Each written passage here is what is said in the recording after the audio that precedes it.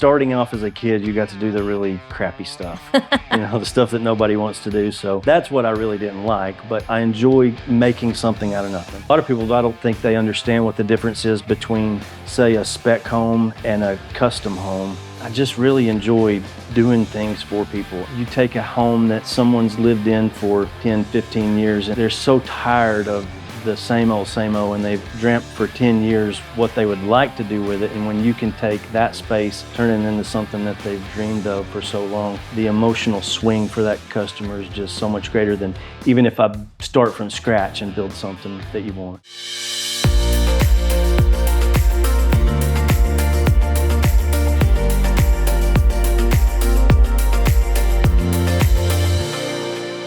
A lot of people think that you have to buy a lot from a builder to build your dream home. But what if you could just build exactly what you want?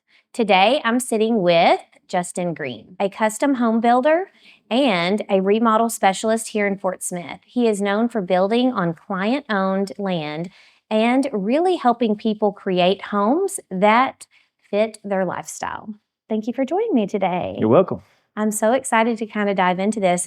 Well, more so because I want people to know that you build on people's personal lots and land, and that in subdivisions as well. That's right. And just the process. So let's get started. How did you start? Just shortly, or during college, I was working at a bank, and I'd worked construction all my life when I was a kid. My dad was a contractor, and all I knew when I got out of high school is I didn't want to be in construction. I just didn't want to do it. After working in that bank for about a year, I decided that's not for me. So Yeah. I really just kind of fell into it, just growing up around it. It came natural to me. So with your history from your dad, you thought, this is not the way I want to go, and then you kind of want to be your own boss, I assume, too. That makes it easier. So, of course, starting off as a kid, you got to do the really crappy stuff, the stuff that nobody wants to do. So that's what I really didn't like, but I enjoy making something out of nothing. It's very rewarding. Well, we're sitting in something right now that you did, and it's absolutely beautiful. So how many years have you been in the industry, and how has your business evolved over time? So I have had my own business since '98. Kind of a scary deal, getting married and starting your own business all at the same time. But that's what I did for several years. It was just me, just me and a pickup truck and a cell phone and a list of subcontractors and making things happen. Over the years, I've slowly added employees. Not only do I do new construction and remodels, but about 4 years ago, I actually started a commercial contracting company, Covenant Commercial Construction. And so with the two companies, that's kind of evolved into employing about 23 people now. So it's grown quite a bit in 28 years. From a one-man show to 23 people. So what kept you in this space? I said it's a very rewarding career. I'm a pleaser by nature. So if you can express to me what you want in a home, I get get fulfillment from just giving you exactly what you want. So not every project is the same project when it comes to custom builds. Not at all. Mm-hmm.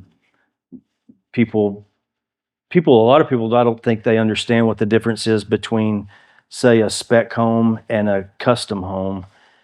People think that a custom home maybe has to be something that's this grand, and it actually doesn't. It just means that it's built specifically for your needs, maybe your lifestyle or your family.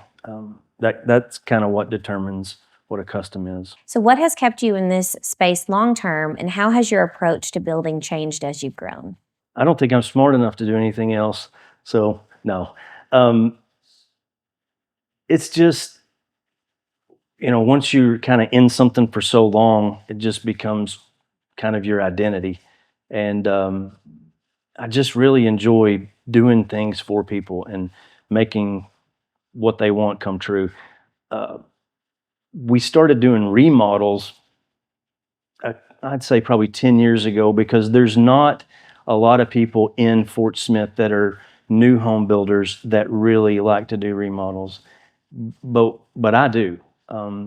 You take a home that someone's lived in for 10, 15 years, and they're so tired of the same old, and they've dreamt for 10 years what they would like to do with it. And when you can take that space, turn it into something that they've dreamed of for so long, the emotional swing for that customer is just so much greater than even if I start from scratch and build something that you want.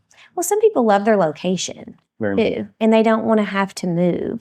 So having that option, if they're able to, the before and afters with those are amazing as well. We see a lot of times that people raised their family in this home. There's a lot of memories there, and they just want to cherish them.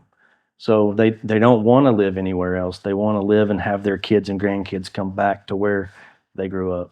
Just those memories. Plus, a lot of those houses have good bones, right? Right. Yeah. Depends on, I guess, what year they were constructed. And you know as well as I do, once you're in a zip code that you really like, Yes. you hate to move. Oh my gosh. We've had to move so much and I'm done. Yeah. Done. Well, I say that and I told you something else off camera. So what do you say, when you say custom, what does that really mean to you? We've kind of covered that. So how do you balance the style that people want? Everybody has a budget.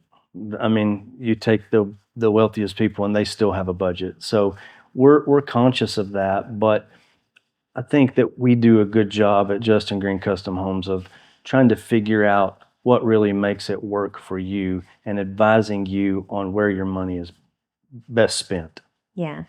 And I guess you kind of have to pivot too as the project goes on. I know initially you probably say, okay, here's a budget for this. But if someone's saying, oh, maybe I want countertops that are more expensive, then you can kind of adjust as well. I think the key is initially to get that budget built, know where you're going to end up, have good allowances for your customer. A lot of it happens on the front end with me talking to the client, trying to figure out what is important to them, making sure we spend the money in those areas and that we give them adequate allowances so that you're not picking out $200 a foot quartzite when your budget is, if that's really what you want, Yeah. then we want to allow for that. Mm-hmm. But we don't want to allow $70 a foot and you're going to go pick something that's $200 a foot. Touche. Yeah. So, where do people get it wrong when they think about custom homes? We've kind of touched on that a little bit, but custom isn't bigger. It's about building around your life. And I'm sure some of those situations have been really special for people, especially on their own land. Some things I think people miss when they think about building on their own land. Let's just say it's family land where the parents are living here and they've got 5 or 10 acres that they want to give to their kids, and that way they don't have a land cost. But where I think people get it wrong is they think just because they have land, there's no cost there. That's not the case. You still have to gain access to the property by building a driveway in, sometimes 100, 200, half a mile long. You've got infrastructure like water. You've got septic systems that cost maybe $7,000 to $10,000 versus a $1,800 sewer tap where you're in a subdivision. You've got a cost to get electrical there. You've got a cost to get water there. So there's just a number of things that sometimes can end up costing just as much as if you'd bought a lot in a subdivision. Those are really great points. Do you deal with a lot of people that need to have wells on their lots? Very seldom do Okay. we. Yeah. Mm-mm. No? All right. What does this process actually look like, and why is this option so appealing to buyers? A lot of people do see that they don't have land cost, and that is true. One of the things that we do that I'm not sure that other people do is we spend a lot of time on the front end of the project nailing down those costs. We'll actually have a dirt contractor go out and bid building the driveway in.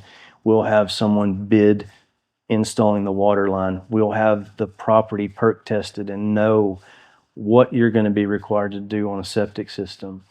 We go as far as to meet with the water supplier to see what's the pressure look like on those lines. A lot of these rural settings, you're up on a mountain or a hill, and water pressure is not great. So it may be that we have to put in a supplemental pressure pump. Well, that's just something that adds to the cost of the house that we want to know before we start for our customer. What's the end cost going to be? That's really helpful to be prepared like that. So, from my side in real estate, helping clients secure the right lot is just as important as the home itself. What do buyers need to know before purchasing land? Those things that you just mentioned. Those things, but even if you're going to be building on a lot in a subdivision, you want to, I feel like that people mess up a lot by going ahead and purchasing a lot before they've ever discussed anything with their builder, or they really should be selecting their builder before they purchase the property, because that builder could go ahead and tell them some pitfalls that they might get into that they wouldn't have known, prior to purchasing that lot. Even in a subdivision. Even in a subdivision. Gotcha. So how does the budget compare to building in a subdivision versus land? So some of the things that we talked about, if I'm going to build on a subdivision lot in Fort Smith, I'm going to pay $1,000 basically for a water tap, and I'm going to pay $1,800 depending on where you're at in the city for a sewer tap. If you're building out in the country, you may, in more of a rural setting, you may spend $3,000 or $4,000 getting a water line to your property. You may spend $7,000 to $10,000 on a septic system. In a subdivision lot, you may have 100 or 150 foot of driveway, where you may have a half a mile of driveway that you're going to have to construct when you're building more in a rural setting. It's just what someone wants at the end of the day. It is. I mean, some of those costs, yes, they're heavy up front, but if you have a septic system, I'm sure people would argue, well, at least I'm not paying the city, a certain amount for their water bill. Every month. That's right. That's right. I guess that's a good point too for other people. So what are some common mistakes you see people make when buying land before building? You already said, Yeah, they just don't know the costs that come into the infrastructure of getting started. We're on a house now that we had to build about a half a mile of road, and we had to do about a half a mile of water line. We had to do about a half a mile of electric, getting it to the property. And then there was a lot of site prep. Fortunately, they had shale on their property, and so we were able, instead of purchasing it and bringing it in, we were able to get it on location and build their pad. But even with that, before we started the house, they were, I don't remember the exact number, somewhere between $30 and $40 a foot just before we ever started digging a footing. That's expensive. It is. Do you want to kind of touch on, since you've also discussed what can happen with land, what can also happen in subdivisions? Because I know that sometimes, depending on your subdivision, even with tests that you are able to do, you still encounter things as well, just so clients know that too. So there's an example of a home that we just that's in construction right now. We had gone out and dug some test holes, but we still were unable to identify that there was rock on that property, and it was quite costly for the client. Yeah. And although you did your due diligence and you did that, sometimes those are things that people encounter. Just unforeseen. Yeah. That's right. And that's not your fault. So walk me through what it looks like to work with you from start to finish and what happens in that initial consultation. Okay. I put the questionnaire on our website because it prompts people to think about the questions that we'll ask at our initial meeting. We would have initial meetings or we'd talk on the phone, and people would say, well, we know exactly what we want.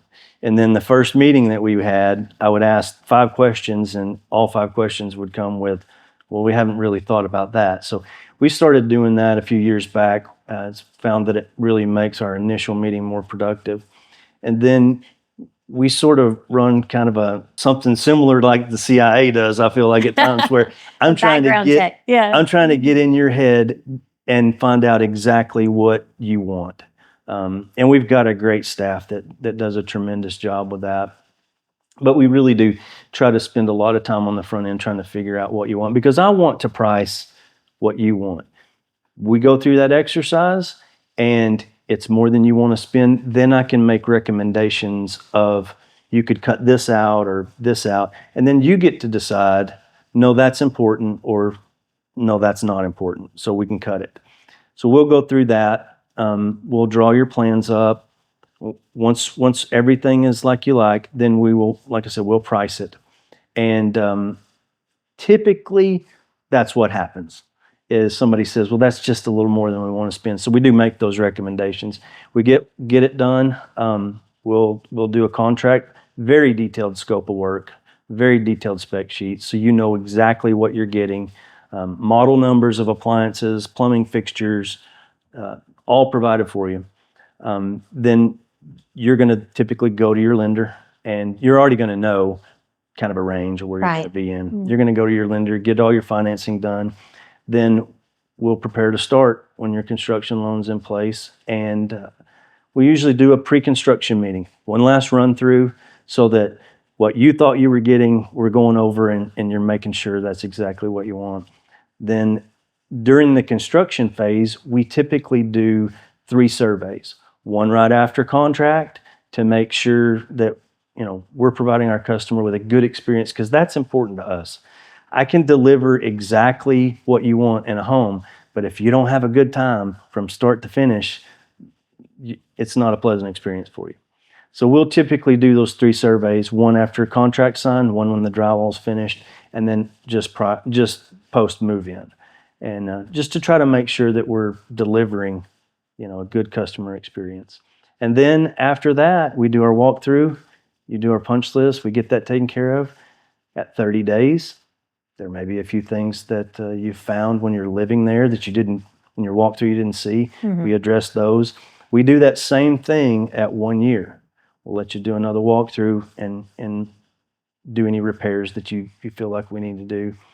And then we do offer a 3-year builder's warranty, which is unheard of, really. It really is. Yeah. So surveys to make sure everybody's on the same page, which is incredible. And then your drawings, do you do those in-house? We do those in-house, that's right. Okay. So does this process kind of mimic what you do for, I know some slight changes for remodels as well?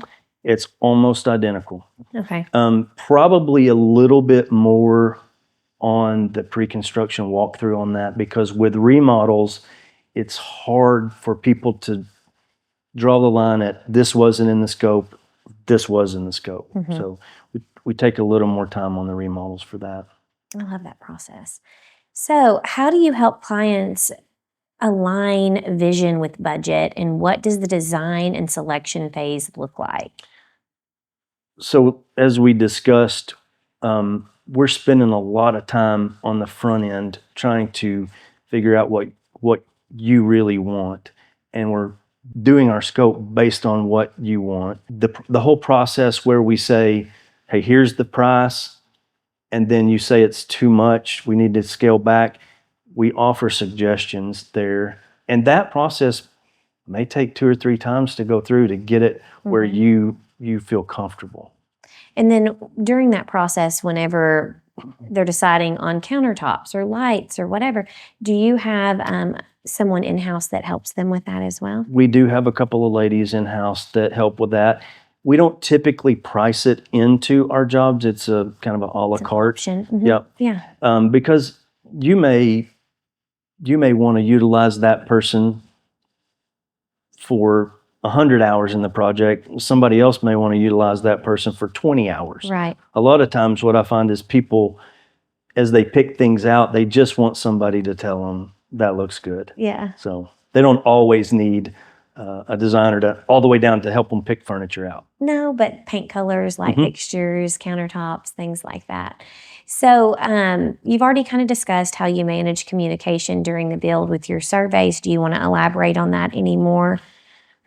Well, we do offer the surveys. That's something that we just started recently, the last few months. I think it's very important to get that feedback through the process so that maybe you can redirect, and not everyone's the same. Some people, when you communicate with them, what we are giving them is sometimes too much. But I would rather give too much information and let them sort it out than leave my customer to just fill in the blanks, because if they're left to fill in the blanks, they're going to fill it in with the worst possible scenario. Yeah, So that's true. I'm on your email push that you do, so I can imagine how good your communication is throughout the process as well. Can you break down the difference between a fully custom build and spec home and remodel, all three? I know we've touched on a little bit, but so a lot of times people don't want to move. We talked about that. Yes. So when we're looking at on the remodel, why should someone pick that remodel versus doing a custom home? A lot of times it is the location where they live, and they love their neighborhood, they love their neighbors, they don't want to move. That's a good reason for a remodel. What we're seeing now with this market is there's not a lot of that 2,600 to 3,000, 3,500 foot. There's not lots available for that. So we're seeing a lot of people these days that are having to go to the Riley Farm or go to the Fianna Hills and find existing homes. We looked at one the other day. Those are great places for people to look for a home that size, because today you're not going to find a place to build new construction of that size. When we're looking at the difference between a custom home and a spec home, we touched on it earlier. There's times if you're not good at making decisions, a spec home is for you. If you and your spouse are not good at working together, a custom is not for you. So times like that, it's better for you to just buy that existing house. If you don't have a lot of vision, buying an existing home that you can see every aspect of it is a good idea for you. with a spec house, you generally have your floor plans already. You already have your lighting packages, so on and so forth. And it may end up being a stepping stone where they're like, hey, this process was amazing. Maybe I might want to take a stab at a custom home in 2 to 3 years. Have you had that happen? We do get that a lot. If someone buys one of our homes and they're happy with it, they like the service that we offer, we'll see that a lot, where they'll come back 5, 6, 8 years later and want us to build specifically what they want, because they've got their family established. They know how many kids they're going to have. They know what they want. So, and they typically have a little more income at that point. Right. And that's the difference between the spec and the custom. Typically, you're going to spend a little more on a custom home, not because it's just over the top fancy, but you're emotionally involved. If I'm doing a spec home, I'm not emotionally involved in the flooring and the backsplash and the lights, but you as a customer, if it's a custom, you'll say, yeah, but I really want that. Yeah, I really want that. And so you'll typically spend a little bit more just because you don't have self-discipline. How should people think about cost, efficiency, and ROI in each option? On the remodel side, when people are doing a remodel, I get this all the time. They're like, can I get my money back out of it? The answer is no. About 50% of whatever you put into it, you'll get back out. The other 50%, you just did it because you want it. If you were thinking about moving in 10 years, those upgrades are going to maybe not help you get more money, but help you move your home a little faster. I think it also depends just kind of on the area that they're deciding to do their remodel in. Yeah. To neighborhoods. Yeah. You don't want to overbuild for the neighborhood, for sure. That on a new construction or on a remodel. You'll just end up having to stay in it longer. That's right. And a lot of times with remodels, if someone is wanting to stay there because of the memories they've made and this and that, sometimes they can tap into the equity that they have had as well to help with the cost of their remodels too. So, what are some of the biggest mistakes you see when buyers make when building? When building, I think the biggest thing is everyone wants to look at the cost, the bid, when you're looking at this builder versus this builder, if you place all the value and what that costs, I think that's a big mistake that people make. That is important, but it's not the end all be all. You have to look at what's that builder going to offer. A lot of people, I think, they don't have the knowledge or the expertise to actually compare those bids and to know what other things is this builder going to offer. For example, the communication, the scope. I don't think Can people. you kind of touch on why the bids are so different sometimes, too, in your experience? So if you, let's say you have a contractor, and that contractor is just, as I was when I got started, a one-man show, it's really hard for that contractor, because I've done it, to devote the amount of time to all the projects that they've got going. I just told you I have 23 people, about 50-50 split. So the custom home side has got 11, 12 people that are part of making that experience great, being able to help out with accounts payable and receivable. Each project has a project manager and a superintendent. So you're not just getting one set of eyes on your project, you're getting 3 or 4 people that are working on that at a time. So how often do people forget to plan for their long-term lifestyle, and how important is it to trust choosing a builder versus looking at the price, which we talked about already too? I think that what we do see is that people, when they're doing a custom home, they really are in tune with kind of their long-term goals or long-term needs, I guess. We see a lot of people that are maybe in their, I don't want to say ages, because I don't want to. No. But sometimes when people are building their custom, they're looking at staying in that for years and years and years, but others may not. Others may not. And we get this often where people say, this is our forever home, and 10 years later, they're moved. They've moved because, especially when they're younger and they think, okay, this is going to be it, and their kids move off, and all of a sudden they don't need the size home that they built, and then we get them again as customers wanting to downsize. So yeah. So what are you seeing right now in Fort Smith and the River Valley market? Are more people relocating or choosing to build? I think right now we just are having a hard time in that 2,500 to 3,500 range, where there's not a lot of places to do new construction custom homes, or even new construction spec homes. So I think we are seeing more of people looking in Riley Farm, Fianna Hills, at purchasing homes to remodel. Do people understand too, in your remodel process, that they can have a consultation with you and see what fits in their budget, and maybe start that process and have a phase 1 and a phase 2? Do you do that a lot, or do you see most people wanting to do everything at the same time? Most people want to do everything at the same time. You touched on something there with relocations. We were working with, you've got ArcBest here, you've got the F-35 program that's coming in. ArcBest really does move a lot of people into this area, and we're seeing a lot more remodels for those people, just because they're kind of in that price range that there's not a lot of those homes. Right. So yeah, they're kind of, and depending on where they're moving from too, either they're really excited, or sometimes those expectations for the home prices are a little off compared to what they initially thought. Yeah, for sure. If they come from a market where the prices are less, they get here and they're like, gosh. Especially here in Chaffee. Yeah. Too. It was a little surprise for us too.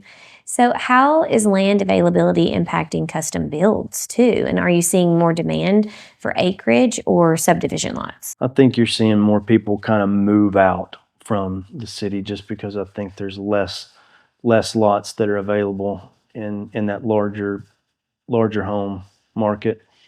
A lot of what we do is more of a rural type deal. We go all the way from like Ozark and Boonville up to Rudy to the north, Pacola and Muldrow west, and down to Hackett in the south. And I think that's one of the things that we really specialize in, is that rural setting. Do you want to talk about areas in Chaffee or any of the surrounding developments? Because you were talking about more rural areas. I've been in Chaffee since about 2001 or 2002. In 2007, I started Cisterna Villa at Chaffee Crossing. That was my first subdivision out here. And after that was about 94 lots. After finishing that up, we did Shire Glen at Chaffee Crossing with my buddy Rocky Walker with Cobblestone Homes. Yeah. We're college buddies, and our parents have known each other all our lives. Nice little plug for him. Yeah. So we did Stone Shire at Chaffee Crossing. That was 3 phases. And then Rocky and I started Shire Glen, and we're about 75-80% out of there. Now we've got the Plains at Chaffee Crossing, which is coming soon. If anybody's been around out at Stone Shire and been down in the valley, that's our product that we'll be doing at the Plains. And so pretty excited about that. There's a lot of growth, though, since you've been here in 2001 in Chaffee. So. It's changed dramatically. But just if people will think about Chaffee Crossing as a subdivision, when you go into a subdivision, the last few lots are kind of the ones that are the least desirable. Yeah. I think that's kind of what we're seeing at Chaffee Crossing now. We're getting down to there's less desirable pieces of land for developers to look to purchase, because there are some issues maybe with some of them. Yeah. Not necessarily issues, but they're just a little more difficult to develop. Well, and I think too, some people are very conscientious of their budget. And whenever you're talking about a few of those subdivisions, the cost now versus the cost when it started to, Wow. Mm-hmm. Yeah, it was, I think about where we started in Cisterna Villa and where prices are at now. Yeah. Post-COVID, it's really Well, it's not going to crazy. get any better. Yeah. So just let them have it. That's Let right. them know. So what does quality mean to you in a custom build, and how do your relationships with contractors, subcontractors, vendors all impact your final product? I've been very fortunate. I feel like as a contractor, you're only as good as your subcontractors. I think it's very important for quality to hire quality subcontractors, because if you're just paying a person the bare minimum or all it takes them to live, do they really want to be there? Do they really want to put forth their best foot and try to do a good job? Do they take pride, or are they just, I got to get this done as fast as I can because I'm not making any money anyway? There's a fine line there. You don't want to overpay, but you want to pay enough that people can make it. And I think we've done a good job of that. A lot of the subcontractors that I've had, I have one in particular that's been with me for 28 years because we treat them well. We pay them a decent amount of money, and we respect them. And I think that's important. If your contractor is out there and trying to find the cheapest person, you can expect to get something cheap. What's those relationships that you've built with them too over the years, and the mutual respect? We have a contractor and vendor lunch every year at our shop, and we'll have about 300 people, from closing companies to bankers to drywall to painters to framers, masons, concrete finishers. And it's really cool to see all of those people come together, and just how many people it actually takes to deliver a home. What is the trust and the big factor in this process? You've got it with your subcontractors. Your clients have to have it with you. That's right. Yeah. You got to trust your subcontractors. You can't be with them every hour of every day that they're on the job. And so you've got to trust that they're doing quality work. They're not trying to cover things up or just get it done and phone it in and move on to the next deal. customers have got to have that same trust with their general contractor. If you don't have it, or you feel like you're just having to watch every move they make, that's not a good relationship, because it won't go smooth. Right. Well, and you mentioned you have not one set of eyes, you've got two or three between yourself, your superintendent, your project manager. So that should be helpful as well. Plus, you having your subcontractors for years as well. We've really, in the last few years, 4 or 5 years, dedicated that superintendent, the project manager, even me driving around job to job, making sure that that things are happening the way they should. And the communication, I can say this, with having weekly look aheads from our superintendents that are on Fridays emailing the customer saying, this is what we got accomplished this week, and this is what we look to do next week. We provide our customers with a calendar from the day we start to when we're going to finish. Very few people will do that and have the whole job mapped out before we start. It's just accountability, and it makes my guys do a better job. It makes me do a better job. It makes our subs do a better job, and it turns out a better product and a better experience for the customer. Just psychologically too, a timeline is great. You can always look and yes. see, where are we and where should we be. Right.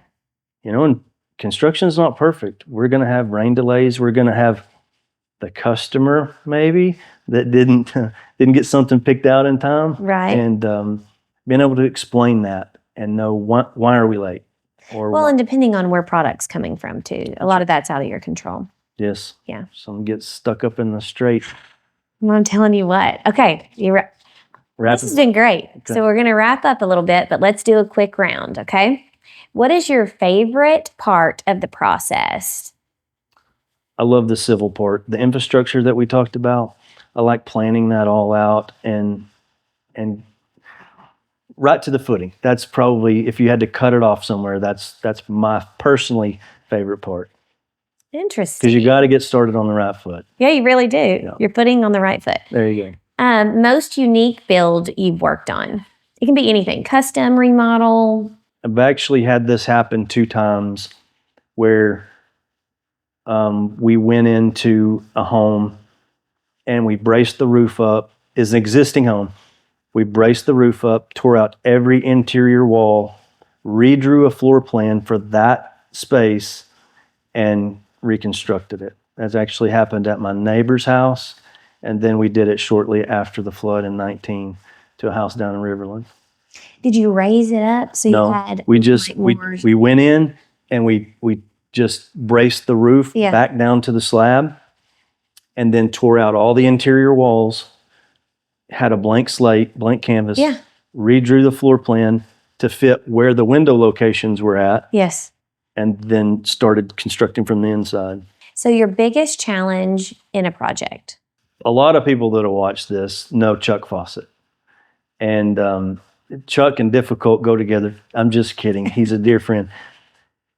Probably one of the biggest challenges was, and I don't remember the years, but he lives down in Riverland. And that house was prone to flooding. And it had flooded, and he asked me to redo it. We busted our tails to get him in Miss Shannon for Thanksgiving. And about 3 days before Thanksgiving, they moved in. They had all the family over for Thanksgiving. And about 3 or 4 days after Christmas, it flooded again. It was the same year? The same year. And it was so hard to I knew what they went through and how proud they were, and then it happened again. It was that was one of the, and then we had to do it all over again. What a misfortune, too, for them.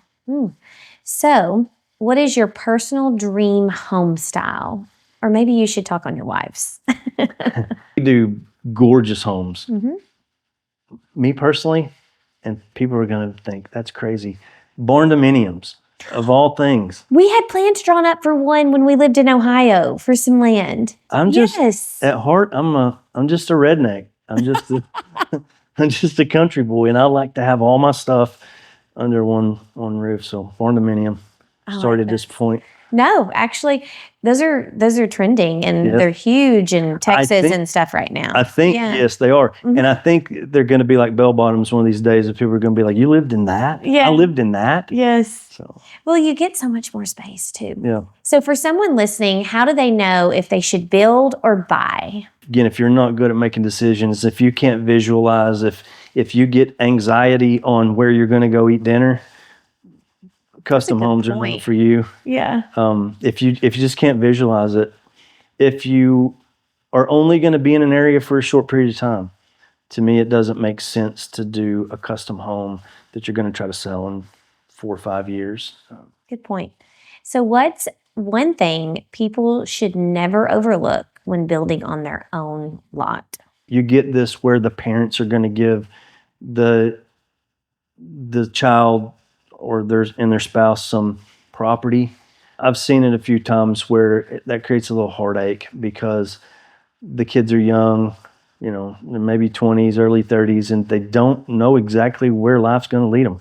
Right. And so I've seen some heartburn where now they've got to sell it and someone's going to move on to that family property. Ooh, I can see where that would cause some issues for sure. Definitely want to give them the land on the outskirts of. Or wait until they hit a certain age or something. I don't know. That's hard. Okay. So where can people find you or get in touch? So you can find me on Facebook, Instagram, TikTok. You can also go to justingreencustomhomes.com, or you can call the office at 479-242-0469. If someone is thinking about building, exploring land, or even considering a remodel, this is just a great place to start. So, Justin, I really appreciate you coming and sharing your insight. Thanks for having me. Yes, absolutely. Well, give him a call.